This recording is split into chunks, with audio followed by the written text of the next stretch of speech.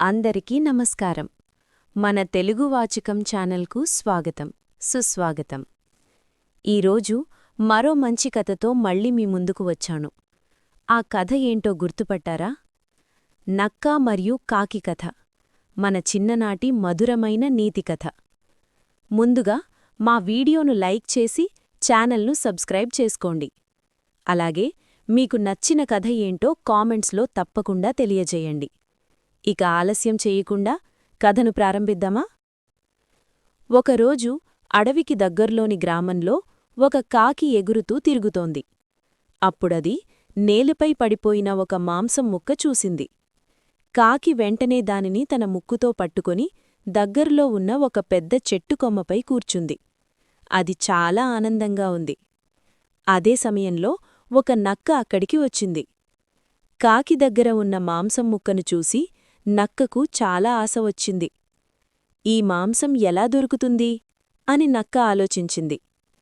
అప్పుడు నక్క ఒక తెలివైన ప్లాన్ వేసింది. నక్క చెట్టు కింద నిలబడి ఇలా చెప్పింది: అయ్యో కాకమ్మా, నీ అందం ఎంత అద్భుతంగా ఉందో! నీ రెక్కలు ఎంత అందంగా మెరుస్తున్నాయి! కాకి ఈ మాటలు విని చాలా సంతోషించింది. నక్క మళ్ళీ చెప్పింది: అంత అందంగా ఉన్న నువ్వు పాటకూడా చాలా బాగా పాడతావని విన్నాను. ఒక్కసారి నీ మధురమైన పాట వినిపించు. కాకి చాలా గర్వంగా అనిపించింది. అది పాట పాడాలని నోరు తెర్చింది. అంతే, దాని ముక్కులో ఉన్న మాంసం ముక్క కింద పడిపోయింది.